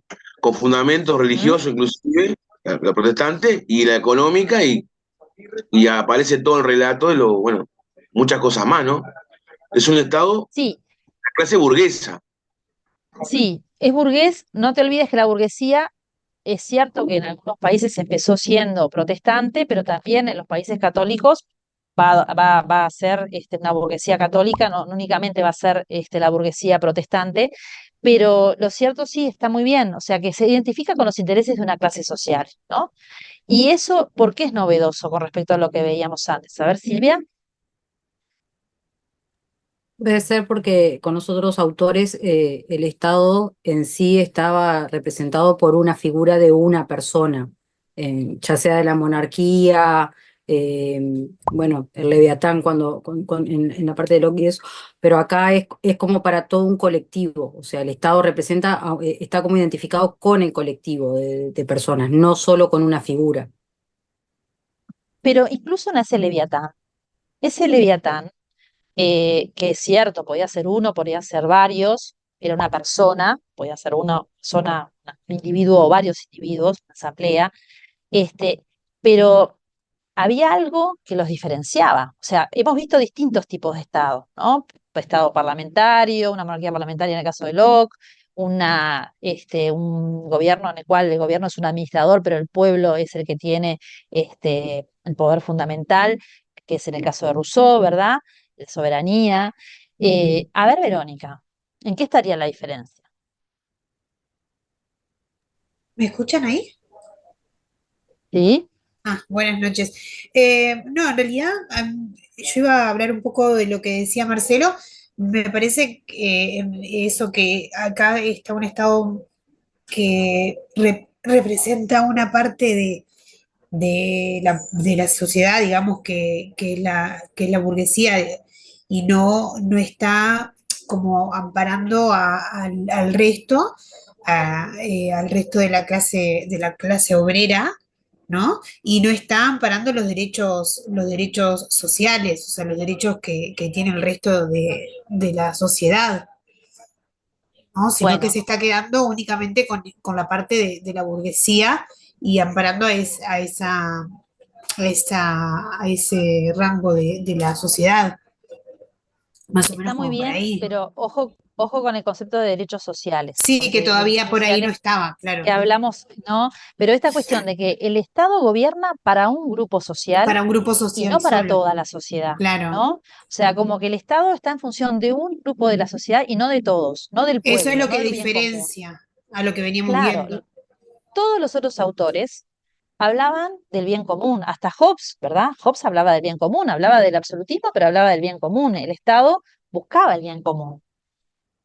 Pero justamente acá no tenemos ese concepto de bien común. Acá tenemos claramente decir, bueno, acá defiende los intereses de una clase social. No está pensando en el conjunto de la sociedad, en el bienestar conjunto de la sociedad.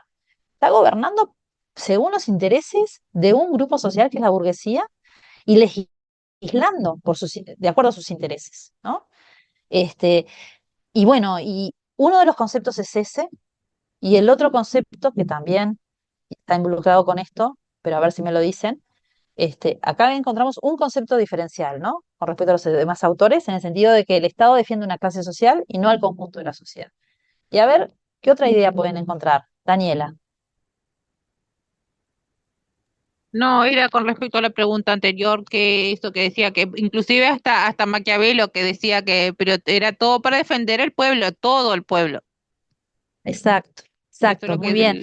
Porque el príncipe, bueno, también tenía que pensar, no podía olvidarse del pueblo, o sea, podía gobernar apoyándose en unos o en otros, pero tenía que tener presente el pueblo porque el pueblo se le podía dar vuelta, ¿verdad?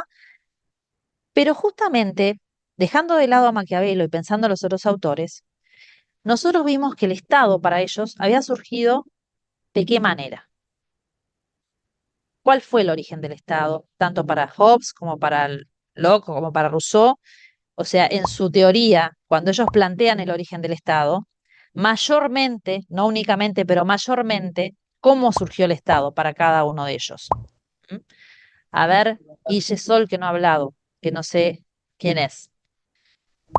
Ay, perdón, nunca puedo cambiar el nombre de Guillermina Vaz, ahora mismo lo cambio. Nada, que Dale, anteriormente en todos los autores que vimos nació por un acuerdo, ¿no? Obviamente según la teoría, un bien, acuerdo de todos acordaban, bueno, bien. dejar ciertas libertades para un bien mayor, para su seguridad, y en este caso Ujú. el acuerdo, entre comillas, sería de una pequeña porción, digamos, no todos están de acuerdo con esta forma de gobernar que avala una minoría, básicamente. Claro, y el Estado justamente surge no de un acuerdo, sino de un proceso revolucionario, de que un sector termina imponiéndose sobre los otros, ¿no? Desplazando a quien tenía el poder anteriormente, haciéndose el poder y gobernando en función de sus intereses. Entonces, hay una visión de cómo surge el Estado que es distinta en ese sentido. No surge de un consenso, no surge de un acuerdo, no surge sino que surge, bueno, de una lucha y de una imposición de una clase que se hace del Estado y legisla en función de sus intereses. Nosotros habíamos visto que también en Hobbes, por ejemplo, planteaba, además del contrato, la adquisición, ¿no? Uno podía adquirir un Estado por la fuerza, pero era, bueno, un hombre, un conjunto de hombres actuando juntos que en definitiva no defendían intereses de clase. Por eso el tema de la clase es importante, que como concepto que introduce Marx y Engels, y también esto de que no surge por un consenso, ni va a gobernar para todos, para el bien común, ¿sí? Muy bien, Guillermina. Marcelo. No, qué bueno el punto que dijo la compañera Guillermina, está excelente. Es inconsulto, digo, y aparte es justificado y siempre como camuflado con montones de cosas hasta el día de hoy, ¿no? Pero digo, ¿cómo, yo, cómo esa idea de Estado para un sector, como decía la compañera, es increíble cómo va para una clase social sola, ¿no? Como que a veces cuesta entenderlo, pero es así, es totalmente así. Bueno, eso es lo que dicen Marx y Engels, ¿ah? Después, bueno, estará lo que cada uno pueda pensar, pero estamos tratando de analizar su planteo y sin duda que, bueno, fue un planteo muy novedoso y bueno, muy cuestionador, ¿no? De lo que era la teoría política y a su vez, bueno, trajo como un concepto que podemos decir que ha influido, sin duda, en la mirada del Estado a lo largo de la historia, en otros historiadores, en otros pensadores. Estoy pensando, seguramente ustedes hayan leído Valle, los estancieros y el Imperio Británico, por ejemplo, de Barrani Nahum, y bueno, y ellos plantean, bueno, la llegada del vallismo al poder como justamente una situación en la cual se sale de esa dinámica, ¿no? Ellos lo ven como, bueno, como una, como que hay diferentes factores que llevan y hacen un planteo que en este sentido bueno, de decir que la independencia con respecto a lo que serían las clases hasta el momento que habían tenido la directiva política, ¿no? Que tenían que ver con la oligarquía, en definitiva, ¿no? Pero bueno, es es interesante este planteo y bueno, es un planteo muy, muy crítico porque eh, y ahí les recomiendo que vean la película esta Daens, que creo que la recomendamos en los librillos, porque realmente ahí, en un momento, en una escena, aparecen reunidos los dueños de las industrias con el Estado, con quien gobernaba, quien estaba como a cargo del Ejecutivo. Y bueno, hablando de los salarios de los trabajadores, si se podían bajar más o no, y bueno, y había una conjunción ahí de lo que eran los intereses de los dueños de las empresas con los eh, el Estado, ¿no? O sea, que muchas veces el Estado, bueno, escuchaba a esos sectores y legislaba o tomaba medidas de acuerdo a eso. Sin duda que cuando los trabajadores muchas veces se sublevaban o en este contexto, ¿verdad? Se movilizaban. Cuando intervenía la policía, bueno, los reprimía y el patrón era visto como un hombre de bien, ¿no? Mientras que el trabajador se sublevaba era visto como, bueno, alguien que estaba infringiendo la ley, ¿no? Entonces, claramente, en este contexto, este planteo tenía un asidero que se lograba constatar, digamos, en hechos constantemente en lo que era la vida cotidiana de los trabajadores de la época y bueno, quienes habían estado involucrados en luchas sociales, ¿no? Y es un concepto para mirar interesante. Por eso, este, el marxismo, sin duda, el planteo de Marx y Engels, es una de las teorías, es una de las perspectivas teórico-críticas que emergen en el siglo XIX y que están orientadas a la transformación del orden jurídico político moderno, ¿no? O sea, por ejemplo, es una superación del contractualismo, o sea, ya no es una teoría en la cual se ve el surgimiento del Estado como producto de un contrato, sino que justamente es una teoría que plantea justamente, bueno, el surgimiento del Estado como la imposición de una clase sobre otra, ¿no? Y como, bueno, no un consenso, sino el producto de una contradicción y de una lucha que finalmente un sector termina imponiéndose, ¿no? Entonces, en lo que es nuestro curso y lo que es, bueno, como la evolución en el pensamiento y en las miradas acerca del origen del Estado, y acerca de la visión del Estado. Sin duda que estos autores introducen estos conceptos, que sí, que son como bien cuestionadores de la realidad del momento y que sin duda podemos hacer esa conexión que hace Marcelo, que podemos ver como diferentes situaciones en las cuales, bueno, muchas veces el Estado opera de acuerdo a ciertos intereses y no a otros, ¿no? O sea, que se beneficia a determinados intereses y no a otros. Hoy en día, bueno, justamente los parlamentos que representan a diferentes sectores de la sociedad, y diferentes, sin dudas, diferentes situaciones, es un ámbito de negociación en el cual esos intereses se confrontan y se logra de repente, a través de leyes, bueno, introducir beneficios para unos o para otros, pero este concepto en ese contexto en el cual los burgueses estaban en el poder ya en Inglaterra, ya en Francia y en muchos otros lugares, tenían todavía una situación en la cual seguían en un régimen de monarquía absoluta, de aristocracias gobernando. Bueno, este planteo está haciendo ver al Estado, desde una óptica que hasta el momento no se la había planteado de esa manera. Más allá de que Babet había, ¿no? En alguno de esos textos que nosotros habíamos leído, había planteado como esa contradicción y cómo el gobierno, en definitiva, quería quedar hasta allí con determinados cambios, porque entendía que eso era por lo cual se había luchado y eso era lo que en definitiva, los cambios que había querido introducir, ¿no? Entonces hay como una conexión que podemos ver con Babet, pero en los demás autores no, ¿verdad? O sea, los demás autores habían planteado como ese estado como consenso, como algo consentido y producto de un contrato, de un acuerdo.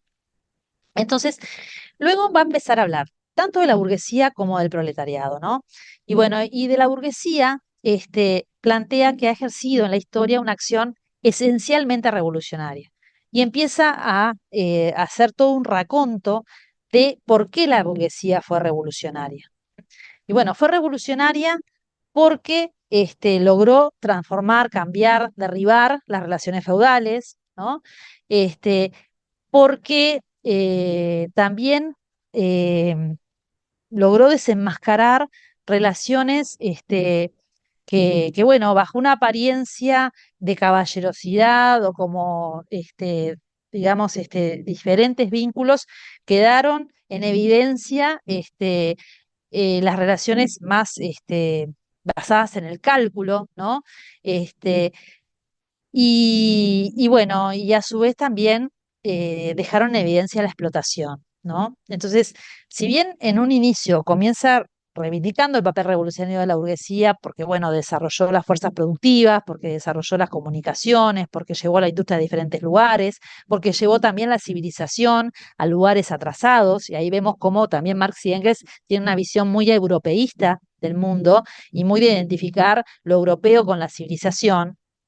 Bueno, acá vemos cómo la burguesía cumplió un papel revolucionario, pero también revolucionario en ese sentido de que se hace cada vez más evidente la explotación y los vínculos, entre las personas dejan de tener como una cuestión más, mística o más engañosa, ¿no? Desenmascarar. Ese también fue un papel importante.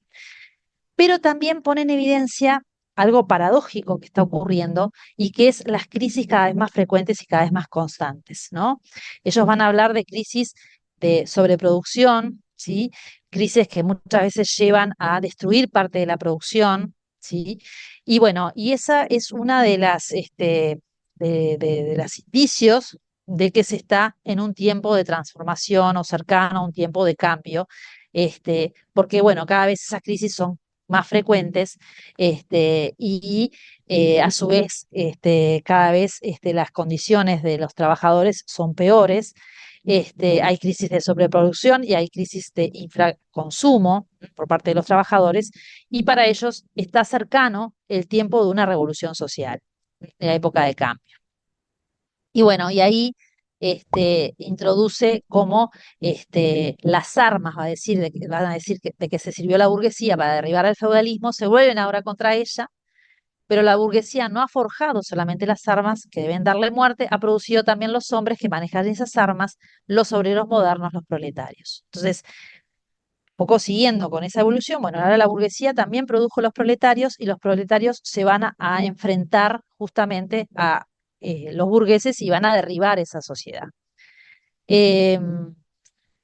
Y bueno, y pasa a definir a los obreros modernos, los define como aquellos que venden su fuerza de trabajo, como veíamos al comienzo, que su trabajo no hace más que acrecentar el capital, que son una mercancía, bueno, acá ese concepto que ya habíamos visto, en cuanto venden su fuerza de trabajo, de cómo el proletariado se recluta en todas las clases de la población, porque cada vez, bueno, los diferentes sectores que antes eran artesanos o pequeños burgueses, pasan cada vez más a engrosar las filas del proletariado.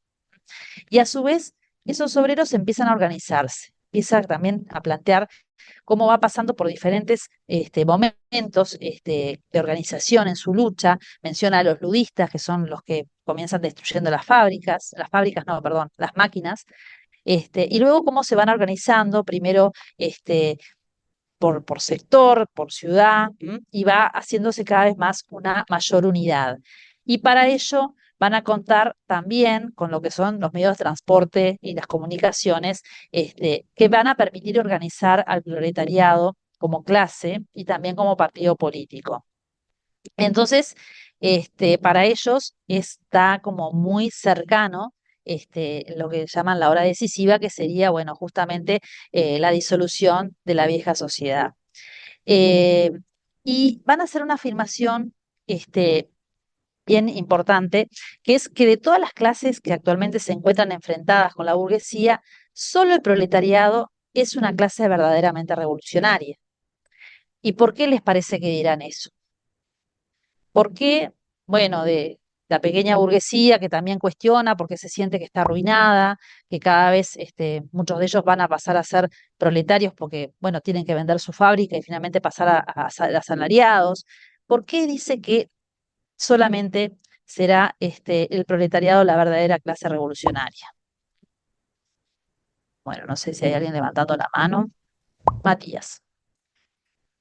Porque si bien son la mayoría, son los que viven oprimidos constantemente, ya que son los explotados,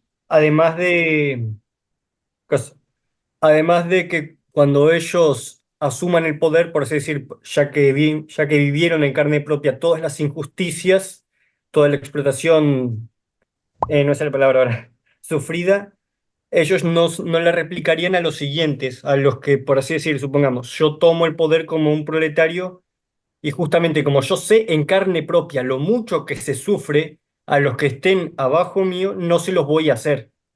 Por eso sería una verdadera clase revolucionaria, porque no repetirían el ciclo, como puede ser, por ejemplo, Bien. los burgueses que se pelearon porque veían oprimidos con los señores feudales por la suba de impuestos, porque básicamente los usaban como bancos personales, en el sentido de que les cobraban más impuestos, los hacían trabajar más, comerciantes, bla, bla, bla.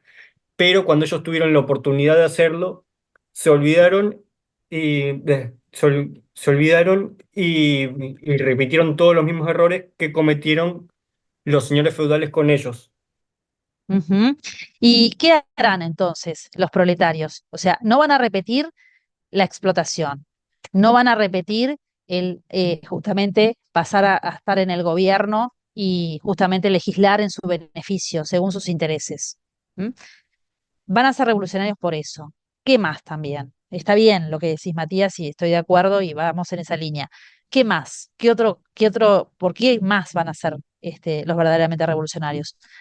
No sé si Guillermina quedó la mano levantada o querés decir algo más. No, acorde a lo que acabas de preguntar, profe, se me ocurrió que, bueno, debido a la cantidad de, bueno, podríamos decir rabia acumulada, ¿no? Por su estilo de vida, por, bueno, cómo se los obliga de alguna u otra manera a vivir, esa como ira, esas ganas de revolución para que la situación cambie. Siento que de ahí también vienen los verdaderos revolucionarios, porque la burguesía desde su posición están cómodos, capaz que sí quieren cambiar algo, pero no es como esa necesidad que nace de la necesidad de vivir bien, de vivir una buena o relativamente buena vida. Bueno, desde ahí nace su lucha, digamos, ¿no? Para que se cumplan sus derechos como humanos. Entonces siento que por ahí también puede venir. Son los que quieren cambiar. Los proletarios son los que quieren cambiar. Bien. Juan, Sí, profe, eso mismo, que bueno, que quizás el proletariado sea realmente los que generen esa conciencia de clase, ¿verdad? Que los impulse a generar ese cambio. Y de repente con la pregunta que usted hacía, ¿qué es lo nuevo? ¿Qué es lo que van a cambiar en este pacto o en esta nueva sociedad? Es la riqueza en la distribución. Ver lo importante ¿qué o va a lo válido pasar? ¿Qué va a pasar ahí con la riqueza? ¿Qué va a pasar con la propiedad? y va a ser un bien común. Bueno, la propiedad de los bienes de producción, ¿sí? Va a pasar, digamos, a eliminarse como la propiedad privada, digamos, y por eso es que van a cambiar, digamos, determinados elementos que no habían cambiado anteriormente, ¿no? Que cuando se hacía una revolución, bueno, pasaba un sector al poder, pero no eliminaba las bases de la explotación, no eliminaba lo que era la propiedad privada, que era el ámbito donde se generaba esa explotación, ¿no? Matías, No, no, Verónica. era eso, perdón, luego rápido, era eso, y sumado a la abolición, por así decir, de las clases sociales. Ahí está. Bien, bien. Verónica. Sí, para mí coincido en lo que estaban diciendo y para mí, claro, es eso, es como que en realidad al proletariado es como a la clase que más le sirve la revolución, por esto que usted decía, porque la riqueza se va a empezar como a dividir como en más igualitaria y se va a eliminar la propiedad privada, o sea, es como a la clase que más le sirve. En realidad a la burguesía no le sirve que el proletariado se revolucione. No sé si me expliqué más o Pero menos. no es por una cuestión de que les sirva, sino que es la que va realmente a hacer la transformación Ahí está, que va a evitar futuras explotaciones, ¿no? ahí está. Este, eso es un poco, va como a poder eliminar esas condiciones en las cuales se desarrollaba la explotación, ¿no? Silvia. Con eso que tú decías del tema de la explotación y todo eso, es que también, capaz que es medio ahí, pero que Marx define el sistema el término de plusvalía, de equiparar la fuerza del trabajo con el valor del trabajo. Y bueno, el grupo de los proletariados lo que tienen es que digo que lo que buscan es eso, tener como una igualdad de las clases burguesas, o sea, que todos estén equiparados en la misma línea, ¿no? Por eso son los revolucionarios. Obviamente los burgueses no van a hacer una revolución para perder beneficios que tienen, ¿no? Porque sería la clase que se vería perjudicada porque tendrían que bajar su estatus de vida. Ahí está. Y de alguna manera hay diferencias entre lo que fue la que sería porque no se ha producido, ¿no? En ese momento, y es algo que se avisora como algo que va a ocurrir por esa cuestión de crisis que ellos detallaban. Bueno, que justamente la revolución va a ser, dicen ellos, de la inmensa mayoría, ¿no? Para beneficio de la inmensa mayoría, ¿no? Este, y bueno, y justamente van a abolir la apropiación, la forma de apropiación de lo que serían las fuerzas productivas, la tierra, ¿no? Las fábricas, y por eso mismo va a ser una revolución de una mayoría en beneficio de una mayoría. Este, y a su vez saltarían, derrumbarían, ¿no? Todas las bases justamente que mantenían la sociedad actual y que habían mantenido las sociedades anteriores, ¿no? Por eso, bueno, la propiedad, que es uno de la propiedad de lo que serían las fuerzas productivas, es uno de los puntos claves para justamente terminar con la explotación. Verónica. No, perdón, me quedó levantada la mano. Ah, Silvia. Tengo una consulta, pues tú hoy al inicio cuando hablabas de Marx y bueno, y cómo llega él a Inglaterra y el apoyo que le dio Engels, ¿no? Como dueño de una fábrica y después con todo el manifiesto en sí, Marx como que levanta a la clase social más desfavorecida en contra de la clase social en la que pertenece Engels. ¿Cómo queda eso? Porque digo, Engels en sí está relacionado con el marxismo también. Me Sin generó duda, como, como esa duda. es que Marx escribe junto con Engels este manifiesto. O sea que ellos dos están de acuerdo con que la abolición de la propiedad ocurra y bueno, y todos los que son dueños de fábrica pasen a, una vez que estalle la revolución y que el proletariado llegue al poder, ¿no?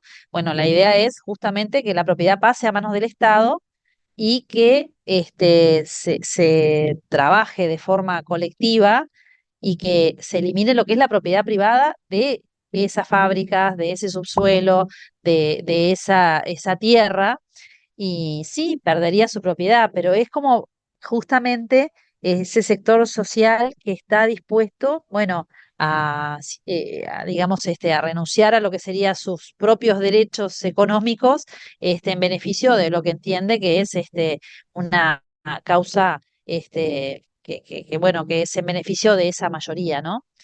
Marcelo. No, una Aunque cosa puede que, parecer contradictorio, ¿no? Con sus propios intereses, porque él no va a pensar en función de sus intereses individuales, va a pensar en función de, bueno, cómo es el desarrollo de la historia y cómo ven ellos que va a ocurrir en un futuro, cómo imaginan que va a ocurrir el cambio, ¿no? Marcelo. no, yo iba a decirle que se da la Revolución Rusa, que ellos no pensaron, creo que no pensó más bien para el caso de un país como Rusia, pero sí se da en esa realidad, ese contexto de que un zar eran unos déspotas terribles y un hambre terrible que tenía Rusia, pero no en ese contexto de burguesía y producción, ¿no? Como a veces la opresión, en este caso, hizo detonar eso, traído de la mano del marxismo que Lenin lo interpretó, ¿no? Pero dicen que Marx Sin nunca lo planificó para un país como Rusia. Lo pensó, vamos. Claro, ellos cuando imaginaban en otros países donde hubiera un mayor desarrollo de la industria y de la burguesía también y de lo que era el proletariado, y Rusia en realidad tenía un desarrollo bastante minoritario tanto de la industria como del sector del proletariado. Estaba concentrado en dos ciudades fundamentalmente, ¿no? En algunas ciudades. Este, bueno, pero acá, justamente ellos ven cómo esa sociedad capitalista y cómo la burguesía, en definitiva, ha generado lo que ellos llaman sus propios sepultureros, ¿no? Y cómo la caída y la victoria del proletariado son igualmente inevitables. Y acá está esto que decíamos de la ley de la dialéctica, ¿no? Cómo la ley de la dialéctica hacía que esas contradicciones fueran inevitables, ¿no? Y cómo, en definitiva, lo que va a ocurrir es esa revolución y ese ascenso al poder del proletariado y bueno, y en definitiva, la imposición de una nueva sociedad, donde, bueno, inicialmente los proletarios en el poder iban a tomar toda una serie de medidas que finalmente llevarían a la abolición del Estado, ¿sí? Porque ya no habría más clases sociales y el Estado ya no sería necesario, porque el Estado era, como decíamos, el administrador de los negocios de una clase. Si ya no había clases, no era necesario el Estado, ¿m? Y por lo tanto, en esa sociedad comunista que surgiría allí, no habría un Estado. Bueno, se nos fue el tiempo de la clase. La clase que viene vamos a retomar el manifiesto porque nos quedó el capítulo 2. Vamos a retomar también el otro texto. Y también vamos a hablar de Bernstein, socialismo revisionista. Hay un texto breve que ustedes tienen también en el librillo. Este, em, que bueno, les pido que lo lean para la clase que viene, que vamos a trabajar fundamentalmente con eso, y bueno, y después si tenemos tiempo vamos a presentar algo del Río de la Plata. Pero no quería dejar de comentarles algo, que es que me quedé pensando en la pregunta que me había hecho, creo que era Silvia, sobre Mary Wollstonecraft y aquel párrafo, y en realidad hay algo que no consideramos en aquel momento y es el tema de la ironía que Mary maneja mucho. Y después releyendo ese párrafo, en realidad ella estaba siendo irónica en ese caso. ¿Sí? A veces nosotros tomamos como muy literalmente y en ese momento de la clase yo tomé muy literalmente la afirmación de ella, pero después revisando, tenemos que leerlo como pensando que está en realidad ironizando, como lo hace en otros momentos del texto, ¿no? No es que ella esté diciendo literalmente lo que está diciendo ahí, sino que se está como burlando y haciendo en un sentido irónico el fragmento, ¿tá? Le quería decir eso porque me quedé pensando esa clase y lo volví a releer y llegué a esa conclusión, ¿tá? Bueno, dejamos por acá entonces, no, gracias por la pregunta y porque realmente me generó como seguir pensando y me llegué a esa conclusión que realmente hay que leerlo con ese sentido. Bueno, nos Gracias, vemos buenas tardes. el miércoles que viene, que anden bien. Chao, Miércoles. gracias. Chao. Chao, gracias. Gracias, Hasta el profesora. miércoles. Que pasen bien, hasta luego.